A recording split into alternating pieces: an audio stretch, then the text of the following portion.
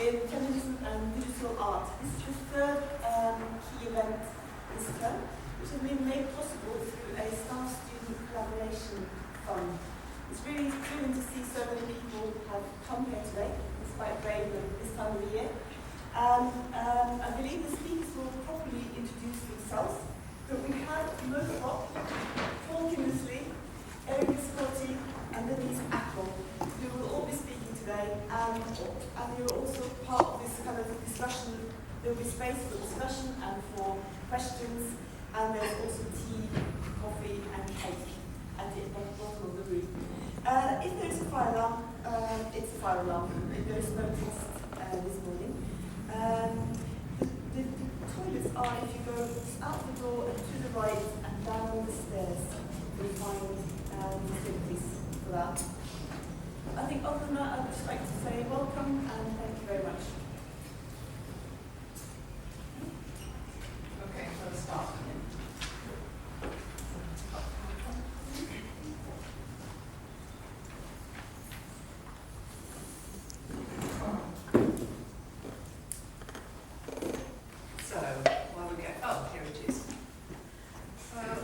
My name is Throp, and I'm an artist and teacher, long time teaching in this institution.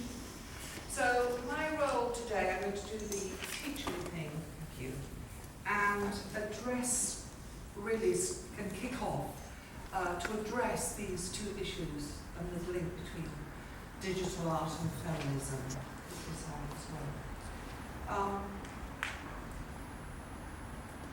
Especially, this issue of what the digital is, and I'm calling it in one way the technological, and more how has it been, as it has been historically understood as a male preserve. So I'm going to sort of address that and the relation with feminism. So personally, my experience as an artist, and in the institution, is that I study sculpture at St. Martin's under Tony Caro, and had that experience was extremely stultifying, and was directed to make work to continue that legacy of Caro and his generation was extremely disabling on a personal level. And it was in fact second wave feminism, particularly of the 70s and 80s, and feminist theory, which was enabling to me, and my own embracing then of new media. We called it at that time new media. So I'm going to give a little bit of that history. So computer technologies developed in the 70s and 80s had a particular impact for second wave feminisms. And the use of the image, we're calling it, I'm referring it here to the technical image at the moment, as photography, video, film, the internet, and cyberspace. So it's also interesting to note this impact on art school teaching, which is my history too, which I've been engaged in for the last 30 years.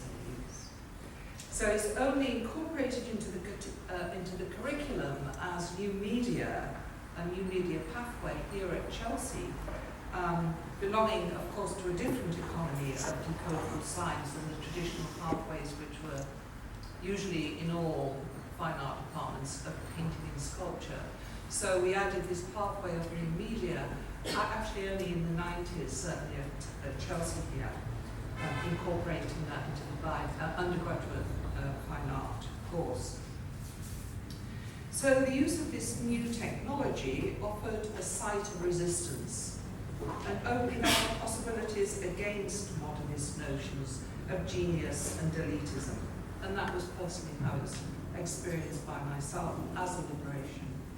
So photography at this point in time particularly offered a way for women to work between the gallery and the market, as did performance work, as part of everyday practices.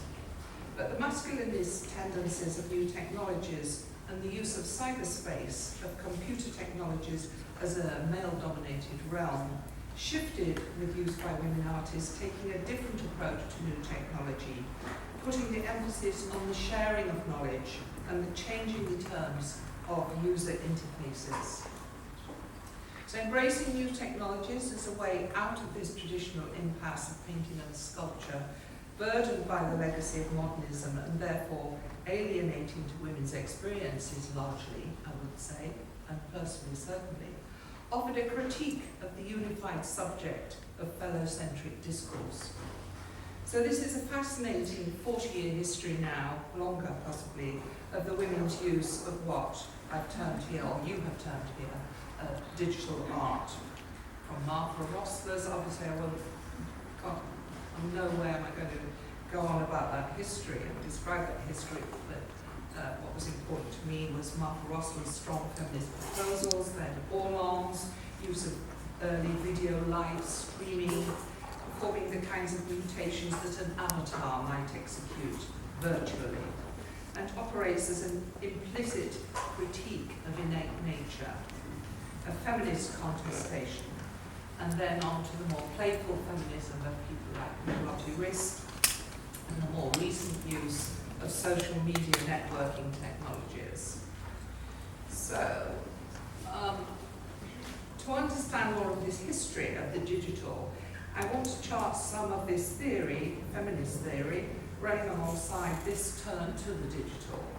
So firstly, I want to mention Sadie Plant's very influential Zeros and Ones, Digital Woman and the New Technoculture, written in 1988, as an investigation into the intersection between women, feminism, machines and information technology, which sought to undermine fundamental assumptions crucial to patriarchal culture.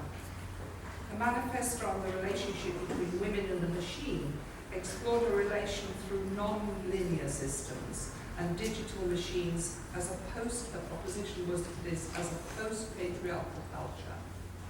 She describes a decentralization of power that would dismantle hierarchical systems through the metaphor of the digital web as a feminist body undoing unitary perspectives of a male-dominated binary world. In the binary world of cyberspace, of digital technology, she plays on this one and the zero of digital technology that defines digital technology, the zero and the one. So for her, the traditional articulation of the one as male and the zero as female, as lack, as not existing, the unitary male and the lack of the woman, becomes a reversal to this hierarchy in these binary codes in digital currency, where the zero becomes a positive gap and the one being the negative, blocking those currents. So this is her proposition. She claims the woman's previous negative affinity is now positioned as a privileging affinity in the decentralized networking models of cyber technology. So this was really a real different take on this old Voice for Toys thing that was introduced by modern technology about this time. So Plant's association between digital machines and new non-binary sexualities, this overcame that hierarchical old patriarchal system, and she's suggesting that the digital arts are conducive to a feminine space of production which incorporates the body. Technology acting for her, and this is her proposal, as a second skin. So despite this liberating theory and the issue of the gaze and who is looking at whom remain problematic, certainly in the early use of technology, and not to forget here Laura Mulvey's seminal text on the male gaze in film theory, The Moving Image, which brought an equally new consideration of who's looking at whom.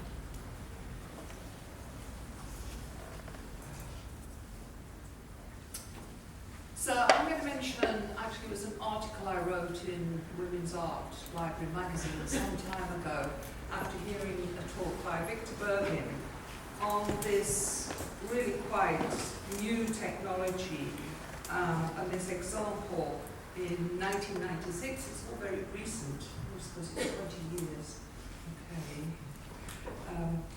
of Jenny Ringley, was a 19-year-old at the time in 1996, undergraduate, who bought and installed in her room in her student hall of residence, I think in Philadelphia or somewhere, this newly available webcam. So she attached it to her computer and switched it on. She creates a website, all the details of this. So it had herself in her room and as Jenny Camp, and later renames it when she has this amazing success. Obviously this was absolutely new use of the internet. She renamed it, I think, www.boudoir.org and charges for it and becomes a millionaire pretty rapidly. There's such an incredible following of people wanting to find out, have you got that shot on so-and-so day? So it's on all the time, every 3 minutes, showing anything that she's doing in her room. This, of course, is not an artwork. Now, Victor Bergen's interpretation of this reduced this use of the internet by a woman, a young woman, down to the familiar role available for women as exhibitionism, pure exhibitionism, nothing more. And the role of the person who were fascinated by it, who followed it on the internet, as the voyeur. So this goes back to this classic sexualization of who looks at whom. This was his interpretation of this site. Ringley, on the other hand, says she merely put it there because she felt lonely. With the camera on herself, she felt she was being watched all the time and was therefore safe. This was the limit at the beginning, as far as my investigation into it went, that it made her feel safe. This was not for her some kind of exhibitionistic acting out in front of the camera, obviously taken up by artists later on. We could mention Tracy Emin and her use of the camera. So, I'm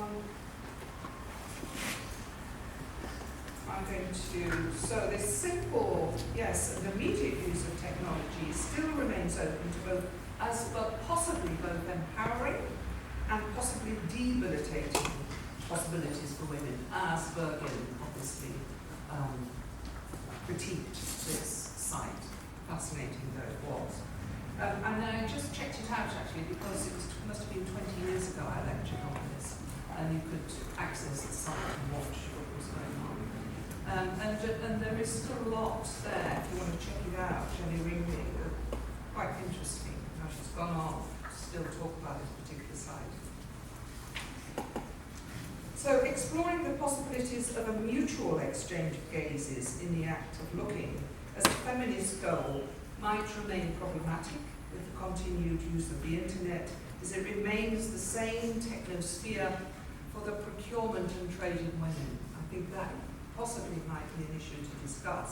So violent online abuse of women who use the technology to express and explore their own subjectivity continue to remain open to aggressive abuse. I think that is an acknowledged fact. So Diploma, though, had proposed that the feminized use of technology had more to do with, okay,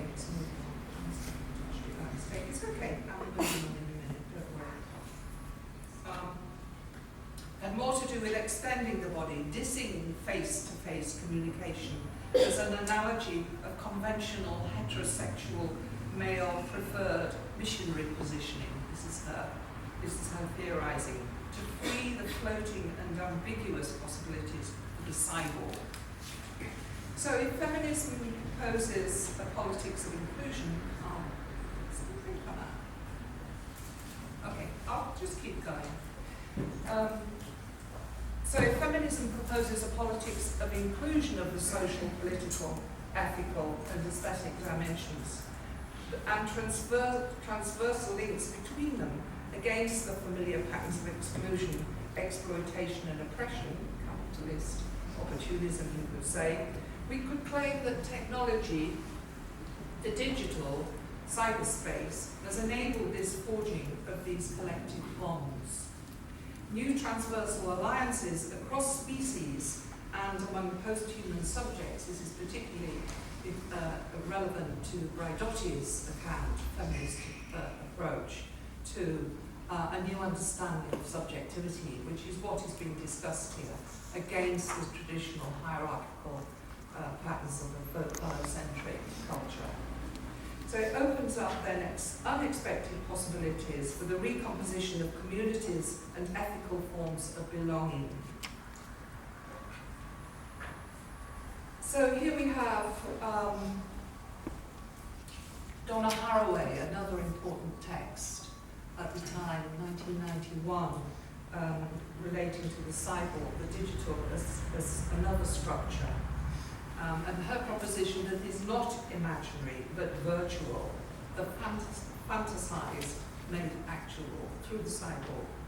So according to Donna Haraway, cyborgs are generated by, quote, the collapse into each other of the technical, organic, mythic, textual and the political, to form new alliances in which to transverse the other.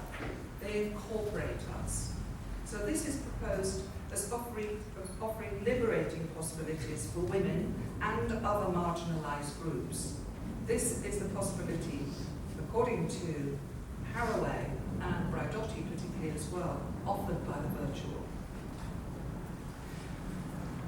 So for Haraway, the cyborg is our ontology. It gives us our politics, offers the collapse into each other of the technical, and producing new couplings, the animal and the machine, of the political and of the possibility for rethinking of the self and our relation to the world. So I've sort of set that my own history in a way as a relation to, in my case, the use of the moving image and video work.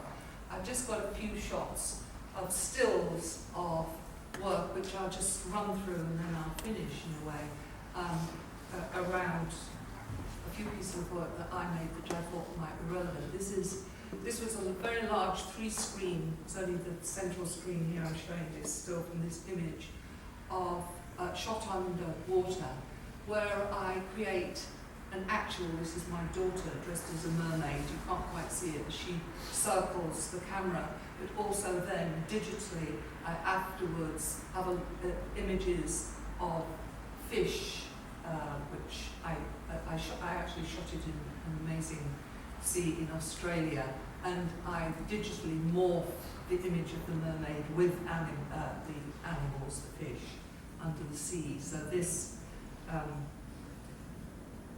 piece called The Mermaid is my attempt to, in some way, maneuver through this cyborgian virtual space under the water. There's another one of a rabbit. This is an aggressive animal moving towards the viewer. I haven't time to show them all, but they're sort of related, these pieces. This was another larger than this, three screens along a corridor of this, of course humorous, I hope, person dressed as an alien approaching you as you walk along this corridor. And I'm going to finish with this piece I did called Love Stories, very clear, at the Wallace Collection, where I installed 2 screens. You can see another shot of the Wallace. In the middle, right at the bottom there, I installed a love seat, a 2-facing seat, where 2 people invited the viewers to sit and view the screens as the story, a narrative unfolds between the 2 screens of a declaration and demand of love. And there's very, if people know the West Gallery at the Wallace, it's full of really erotic images, voluptuous, this feminine space, bouchers, fragonards, 18th century artifacts, Marie Antoinette's boudoir furniture, and these large cases have got leather tops which you can peep under. It's like almost like a peeping Tom with very erotic small images. So there is this atmosphere already in this space. And so this was about a 20-minute piece I took from non-Hollywood, actually, movies. You can see this, I've forgotten the name of this one, and the previous one, I don't know how to go back here, is the this declaration and demand of love. Now, my intention in this space was to follow this sort of more Deleuzian account of not fixing but unfixing the viewing experience in this space. So, in fact, I was shocked by quite a lot of visitors to the gallery who, I think this was the first time actually they'd put anything in that gallery. And so the usual visitor was unprepared for this insertion of low cultural form cinema, you know, the screen, the moving image, in this very precious space, and was actually really rejected by a lot of visitors. They were quite alarmed and quite disgusted, I thought, with my complaints, but were unable or refused to engage with the piece. And there was absolute relation. This shot, for instance, of Bardot's legs was right next to the Fragonard swing, you know that one, Fragonard swing with the legs. So there's relation between deliberately, when I was choosing these images, deliberately have this space in mind and the paintings on the wall. So there's a relation to the paintings and the image, which actually, though, did put, my claim is, the museum viewer in a different relation, to give yourself over, which obviously some people found very hard, to a different kind of relation, being enwrapped and forced to engage in a different way, rather than that distanced possession that we bring to the museum, cruising around a museum in this dominant role of looking. So here, and it was by the emotional, by affect, I would claim, the emotional implication of the viewer in this highly erotic charged demand for love and declaration of love, I've said, and I deliberately chose pieces that would do that. And a lot of music as well, very emotional music going on. And invited to sit in the seat to watch, and I spliced it between the two screens, an answer and a response, and so on. And like thinking of Deleuzian account of subjectivity away from this hierarchical positioning, which is absolutely a feminist aim, certainly from me in relation to subjectivity in the act of looking and engagement with the artwork, was to make this, it was almost like a figure eight, the diagram of it in this space which I chopped up quite systematically and placed the chair, the love seat in the middle of this gallery and the two screens halfway between, so that you could circumnavigate the two screens to watch what was going on between and make a relation between the objects as well in the room. So that was the intention for this piece, to destabilize that possessive account of looking and consuming of the art object. So this was the intention for this work. I think I've sort of finished there, and I've certainly gone over, I'm sorry. So, thank you very much.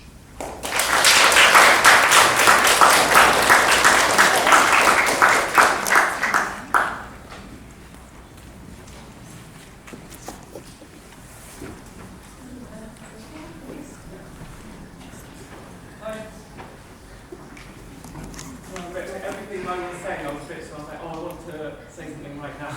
Like, to all the exciting things. And actually, where Mo finished off was sort of exactly where I was going to start, about how I ended up making lots of, or putting lots of my work on the internet, and how that came about. And it's sort of what Mo was saying about the viewer and the maker, I guess, and the experience and the interaction you have between. I think the thing that's I found interesting or rewarding, or interesting, maybe not rewarding, about how we use the internet now, is that the maker and the viewer are sort of coming from the same position. You know, if you're making something privately in your bedroom, you're filming it on your webcam, more than likely than not, somebody else is watching it in exactly the same way. So instead of it being this thing where you're sort of talking to no one, in a weird way, you're very privately talking to someone very specific.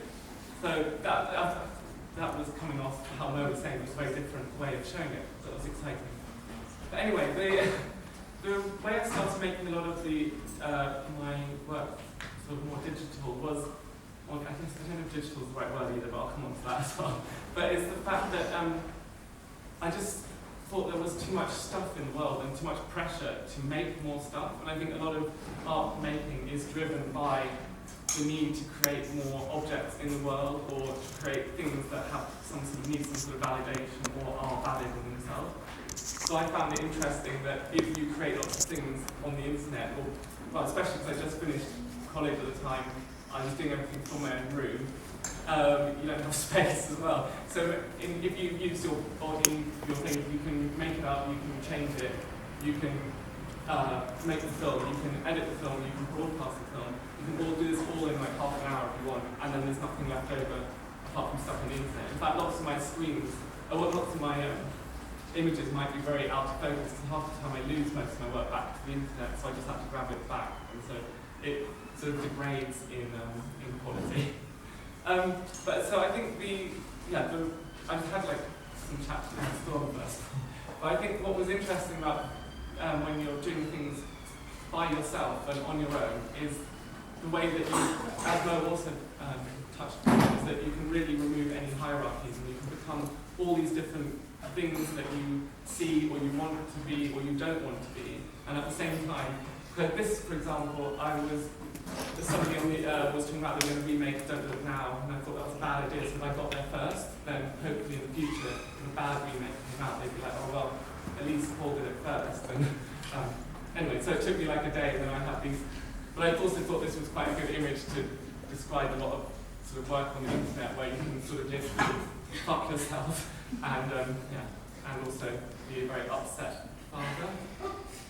So I was just going to go through these because this was for my first bit about having a really direct response to things. So if there's I guess it's the same as blogging, but in these constructed narratives, and you can start in these sort of narcissistic poses, or one day, one very small thing can spark a creation of an artwork, the beginning of an artwork. And I guess what I'm trying to say is the process-based work that the internet allows is quite exciting.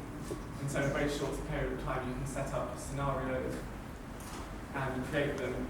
And again, this is referencing a lot of art history and a lot of different I guess also when you were talking about the Wallace collection, I was thinking that I spend a lot of time in these like you brought up going to these museums, and you see these artworks. I'm going really off script, never mind. But you see these artworks where you're presented with things, and it's quite you go home, and then I think an exciting way to respond directly to art is to create them, or to get very excited by your own work. I was in Reykjavik, and they were like, "Oh, can you explain the artwork?" So I made another video where people were trying to explain my own work, but then I just got too excited and was masturbating about how great it was. So these are more selfies. That's why I've got this is found a plastic bag that would be nice to have. And again, this whole idea of having the webcam and setting things up very specifically, talking about the Jenny cam. And I guess now that we're so much more aware, or weirdly actually probably much less aware than Jenny cam was, about how that everything that we make is on the internet. I do find it sometimes a bit strange when people are really shocked about friends are like, how, I don't know that people knew all this stuff about me. And I'm like, well, if you put it anywhere on the internet, someone's going to find it, it's going to exist somewhere else. But for me, that's the joy of it. I guess that's the privileged position that's saying that everything I do is art. So it's more, I feel like I'm more or less in control, but that's the exciting thing. And so, everyday things, and wherever I am, it's this is another about taking every opportunity. Well, somebody was moving house, and I was just like, can I have 10 minutes in your bedroom, please? So the next thing I want to talk about, I've already done, is about how the spontaneity of an instant artwork helps you create things that actually, although today was all about being digital and I guess this internet-based things, to me, I never sort of saw it as any difference from other art creation things. So it just because I started using my own body because it was what was lying around and it was easier to use, and I didn't have to then display it anywhere and it could go off and have this life of its own. That makes any sense. So bits, yeah, where things stay in the way they were. And again, coming back to Mo, but the idea of having these no hierarchies, where you can, where you view yourself, though, start to lose control on how your work is seen. And I think this is like a very difficult thing for a lot of artists. You know, you see things that when artists are worried about their work getting plagiarized or having to watermark digital images and things. But for me, I think the exciting thing about the internet is that suddenly you can get rid of or put something out there quite instantly. And you lose control of how it's seen, but that's exactly the most exciting way of getting rid of traditional spaces for art to be seen, in my mind. So rather than somebody having to make an effort to go and see something that someone else has decided they should see, anyone can come across it, hate it, like it. And I don't know, I get it. I do it myself as well, but if you go to the Tate or something, which I'm not going to, but these people have told you this is good, and you're there and you're like, oh, well, I suppose, but I get it, I hate, I'm not getting something, I'll look a bit longer. I think the great thing about YouTube and things is that people won't look longer, they'll move on to something else, they have the opportunity to really hate it. But then it comes, before I go on too much. So, the idea of putting things back onto the internet and trying to play with the way things will be found and seen. So even if there's people take still images from my work, I'm not precious about these moments, and the fact that it could be co-opted into anyone's narrative I find quite exciting. Obviously you have to be very open to these negative elements of that, but it's exciting. And I was just saying that back to very basic things of, it's just the idea of wanting to do something physical and painting, and just do it on myself.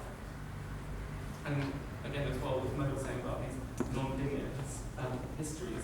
So I suddenly, when I started doing things on the internet, being able to work so quickly and get rid of things and find things, it's the origin and quantity and whether the truth or the origin of things is important starts becoming more and more interesting to me. And the fact that, I don't know if we do question the truth so much, or whether it's an interesting, or whether the truth is actually important, especially in artwork, but in anything we find, we get most of our information from the internet. So the fact that there's quite little questioning of truth, or I'm wondering whether that is important, I find quite exciting. And so the reason I'm showing so many images is in my mind this is going to work like, you guys are at home and you're doing a Google search, and you just go through thousands of images and somehow that would work very well.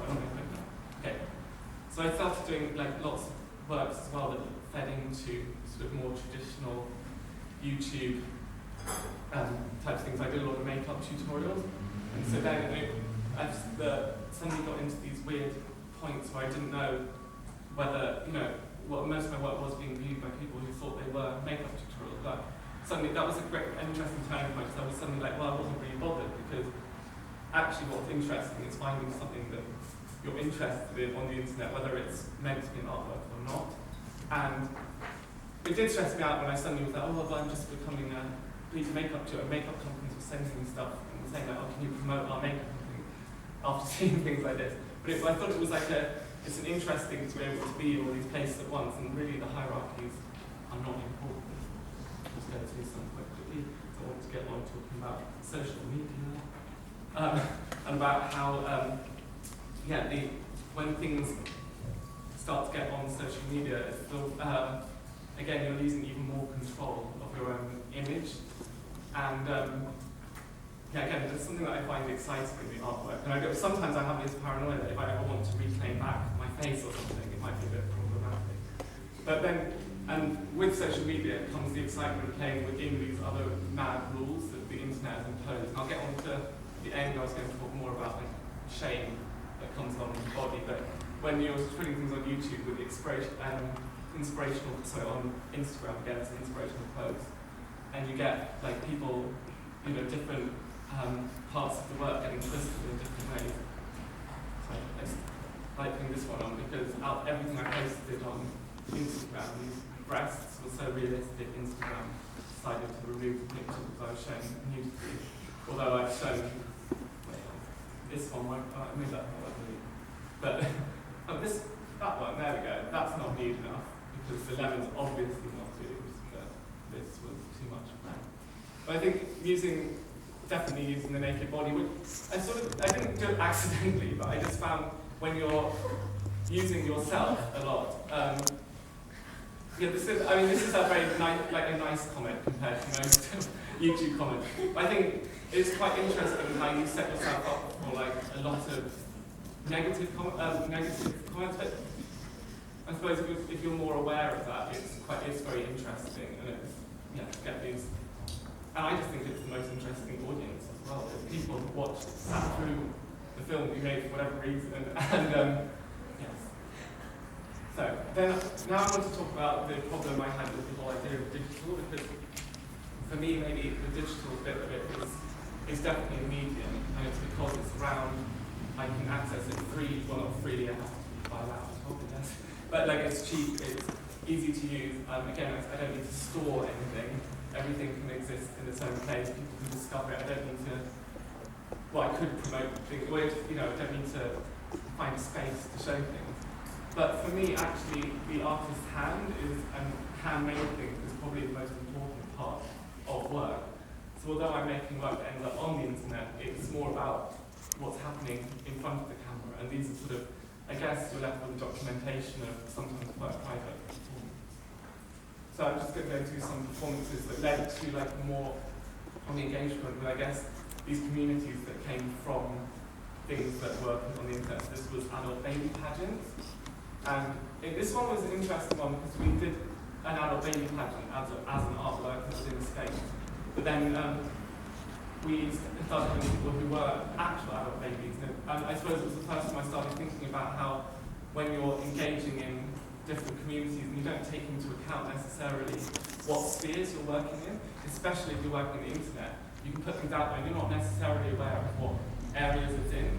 And I guess especially, it was suddenly interesting to be in these sort of communities.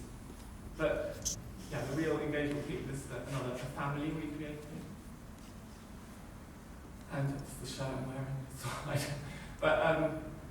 So when I started showing the work, in other galleries, I found it sort of didn't make any sense to show things that you were primarily meant to be accessed on the internet.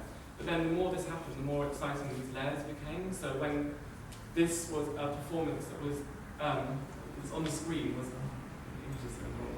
was a performance, I'll come to later, but it was for 12 hours, and people could come and go as they wanted. It was more like a sculpture that was made for people. And then it was asked to be shown, and I was like, well, it's sort of impossible. So we had this film of it, but then I had these guys, these models, in just their underwear, and this was just people. It was quite interesting how maybe it was I'm not comparing it, don't worry, but in the encounters of when people come into a gallery and there's physical bodies, it's unbelievably different for people than having an image of a body. As you say, you can see the fragments, you can see as many naked, maybe women as you want if you go next door or wherever, but as soon as you have an actual physical body, there's this power. And it's an exciting thing. And so this is where I'm sort of trying to work between digital but also using the body. And here's another example when I was trying to use people as, getting sort of communities together that came from the internet. So I would just have callings for people who wanted to come be in a sculpture or an artwork. Most of the time they were sort of less instructional, I guess, so if you work by yourself, there's no one you need to explain things to, and suddenly with a lot of people, I guess this is an internet problem. You have this idea of that everyone can understand your vision through some sort of telepathy. So then, I was going to move on to how the importance of making digital real and people understanding its creation and making community of, again, this was another one that when it was filmed, it was shown that depending on its environment. But I also like the idea that most of them are shown. Okay, so this is, sorry, right, I'll get back to this one was the the first one that I did with a lot of people. And again, although it looks like quite extravagant and it goes against what I was saying about making more stuff in the world, by the end of the day everything was cleared away and it was gone. So it just existed for these 12 hours and everyone on it had that experience. And I guess it's like that one-on-one experience that somehow can translate into the internet. And they were all people who I'd called out for through the internet, and they'd arrived and come. And it was, again, quite a turning point for me of thinking about how you make stuff. Because suddenly when you have all these people, you realise each person comes with their own story, they come with their own stuff. And I thought I'd created this beautiful set, and everyone came and ruined it by bringing water and food and personalities. But in fact, that ended up making the artwork for me.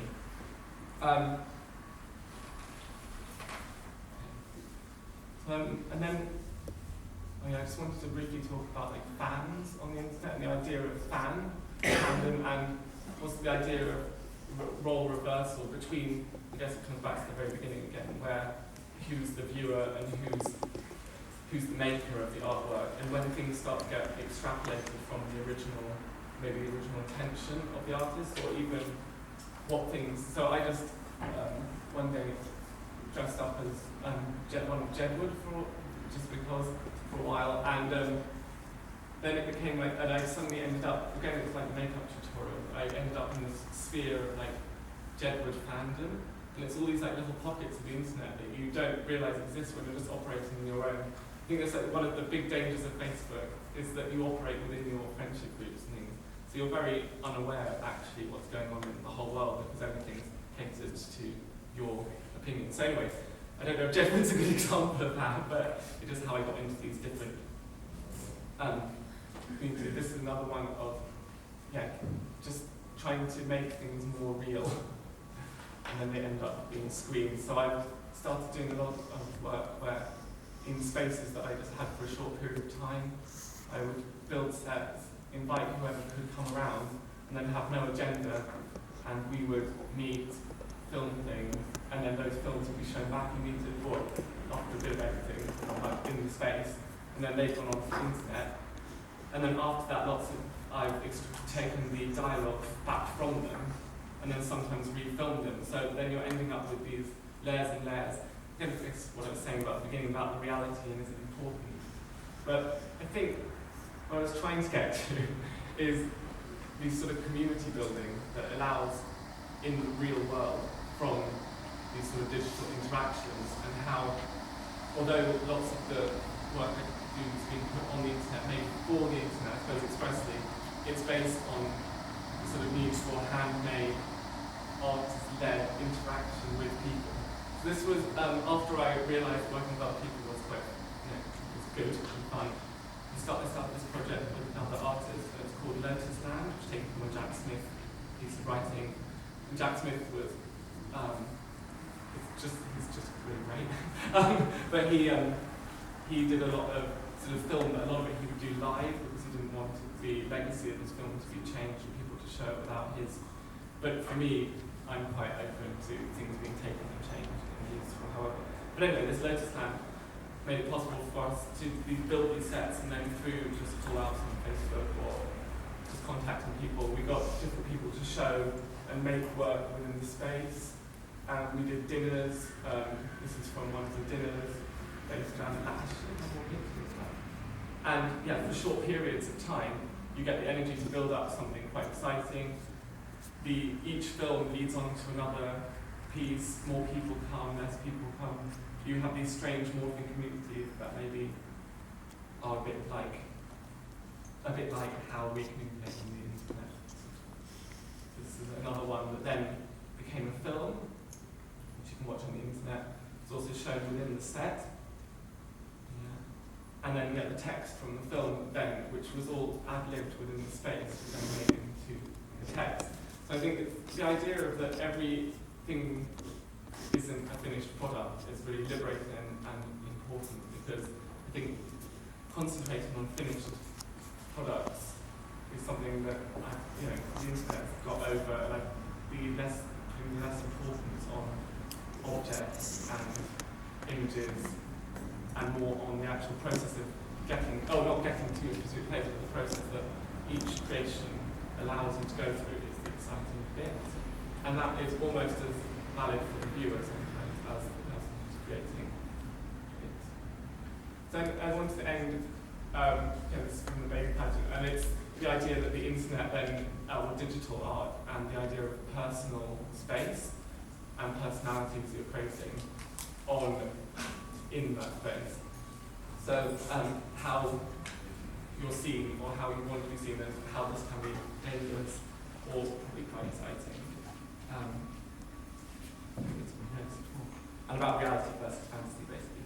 So I think a lot of my work comes out of being able through the internet to instantly replicate or express or explore ideas that you come in contact with. So I guess this one was just an example of having someone else come in, and I became the model for this, and we the model for this and being used in someone else's thing that then went on to have its own life. And then this was a weird film that I made with my family, so it was, but I did it in the same way as everything else. But then there was a weird thing where lots of people were quite upset by me using sort of my nephew and my brothers and sisters, and then it becoming like a part of the kind of an artwork. And it just got me really, especially this one, got me thinking about what is an artwork, is it important, anything to label an artwork or not? Am I going really over time? No, I'm still. So I'll just show these more bridging the gap between taking pictures at home and maybe personalities that you might want to express on the internet. And when I became this makeup tutorial person, who then suddenly had to give makeup demonstrations. These are different people who I was exploring through, or when I went on holiday, or wanting to get the perfect six-pack because the internet told me to. And maybe I should end there. Well, this is another one about trying to work out what the instrument decided was too much nudity or not enough nudity for them, which was a nice project. This is too much nudity. This one's okay. I don't know. So I'll end on this, because this is, the future of digital art, swimming in loads of cash. Oh, I also had these. I was going to hand out maybe once, so I was talking about the difficulty of making digital art into something physical, and I don't normally do it. I was asking residents at like a big corporation, and they were trend predicting, and so I decided to turn all my videos that I made while I was asked resident into a trend prediction booklet, so I can have a physical example of my work. So